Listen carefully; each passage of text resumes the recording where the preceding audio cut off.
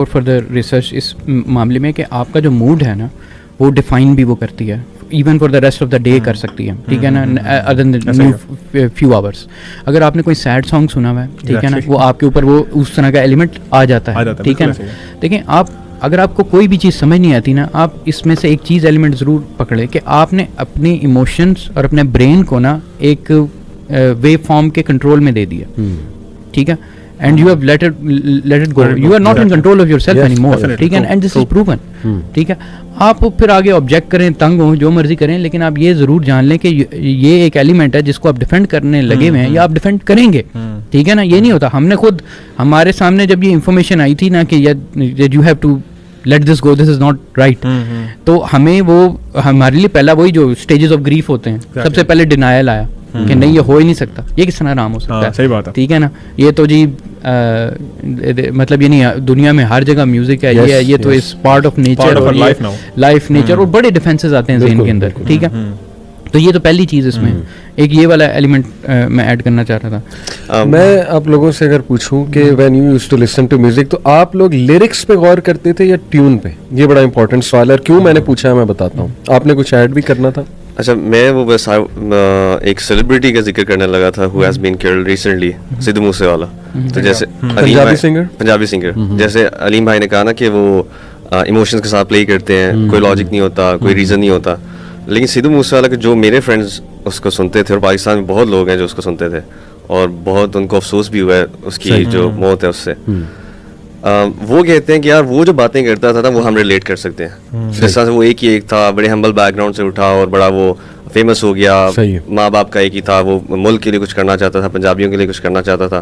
तो कुछ सिंगर्स जो गाने गाते हैं ना वो अपने एक्सपीरियंसेस से भी गाते हैं, और आवाम उससे रिलेट भी करती है, मतलब जो सुनने वाले हैं ना वो रिलेट करते हैं कि हाँ ये सिचुएशन हमारे पे भी अप्लाई होती है, और फिर वो एसोसिएशन एक बनती चली जाती है और वो सुनते चले जाते हैं। तो इसको किस तरह से जो है ना बड़ा अच्छा ये बिल्कुल आप आप पहले कर लें, क्योंकि मैं तो लिरिक्स के पॉइंट ऑफ व्यू से आना चाह रहा था, मैं भी उसी पॉइंट ऑफ व्यू से ऐड करना चाह रहा था कि देखें जो इवन मेरा जो जर्नी है ना उसके अंदर मैंने अपने आप को खुद ही फोर्सफुली ट्रांजिशन करने की कोशिश की थी कि I should listen to something meaningful, और लिरिक्स को मैं प्राइमरी अपना फोकस बनाऊं। मैं इवन तो मैं ये लेके आया था, लेकिन आज आके ना कुछ एलिमेंट्स होते हैं जो कि इनएविटेबली जो म्यूज़िक है ना वो डोमिनेट करता है, डेफिनेटली ट्रू, ठीक है, और म्यूज़िक जो है वो डोमिनेट हर सूरत में करेगा, और इसका मैं आपको बताता हूँ कि एलिमेंट क्या है। और फिर ये भी आता है कि फिर आप सोचते भी हैं, इस्लामिक पर्सपेक्टिव से भी सोचते हैं कि आपको लिरिक्स पे कितना फोकस किया वर्सेस म्यूज़िक के इटसेल्फ एलिमेंट का भी ना कितना बड़ा रोल है।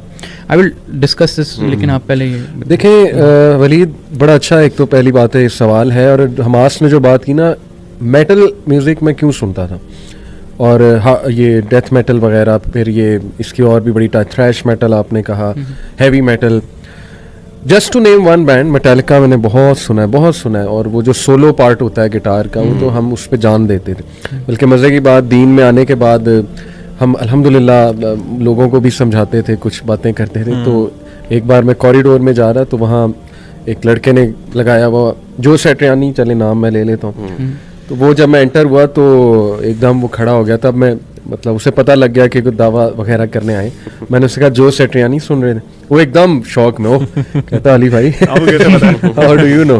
तो एनीवे ये चीज़ मैं इसलिए बता रहा हूँ कि we use to listen these people because हमें इनमें मीनिंग मिलता था, and we had not yet found a better philosophy और a better meaning, let's say that. और जस्ट टू कोट, कई गाने हैवी मेटल के लिटरली ऐसे हैं कि आई कैन सेफली से कि उनमें मैं ये तो नहीं कहूँगा कि इस्लाम नज़र आ रहा है, लेकिन उनमें एक बहुत डिसेंट फिलॉसफी नज़र आ रही।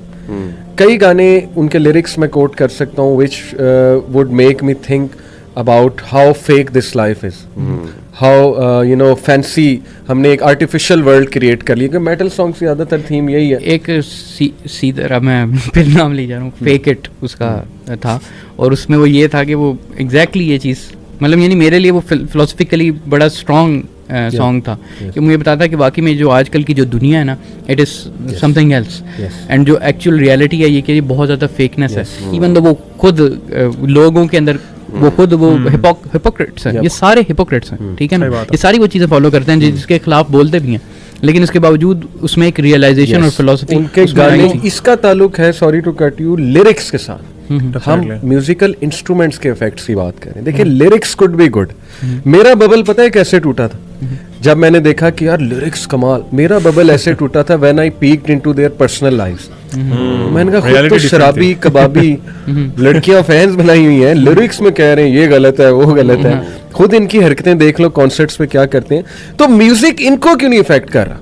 अगर म्यूजिक इतनी पावरफुल फिलॉसफी और इतनी पावरफुल चीज है, why is it not affecting their own lives? पहला बबल मेरा यहाँ से टूटा। दूसरा बबल मेरा यहाँ से टूटा कि जब मैंने खुद कुछ बैंड्स हमने बनाने की कोशिश की, फैसलाबाद में जैमिंग भी करते थे हम, मेरे कई दोस्त थे, वो रात को कहते थे जी आज, ड्रम वगैरह रखा होता था, बेस और वो पूरा गिटार वगैरह। तो I looked into their lives as well. Music से थोड़ी देर के लिए उन्हें हेल्प होती थी, जैसे अलीम ने कहा कि it would give some sort of strength या पैसिफायर, टेम्पररी एक वो इमोशनल पैसिफायर। उसके बाद इतना डिप मैंने देखा उनकी लाइफ में, इतना मैंने डिप देखा।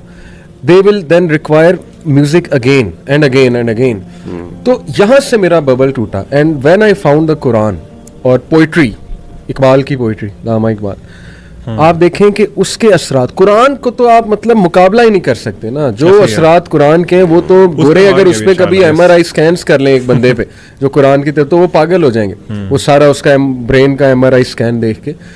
तो वहां से मेरा बबल टूटा कि यार जो फिलॉसफी, जो मीनिंग मैं ढूंढ रहा था लिरिक्स में, म्यूजिशियंस के लिरिक्स में, लुक एट द कुरान और लामा इकबाल की पोइट्री मौजूद है, कितनी स्ट्रॉन्ग पोइट्री। और भी कई पोइट पंजाबी के बड़े शायर हैं, बड़ा अट्रैक्ट करती है, इंसान की नेचर है, पोइट्री इंसान को अट्रैक्ट करती। तो आप जो बात करें ना वो पोइट्री की बात है, लेकिन वो लोग जो आपके दोस्त हैं ना, उनसे काउंटर सवाल हमें ये करना चाहिए कि अगर ये इतनी स्ट्रॉन्ग और अच्छी चीज है, why is it not changing them?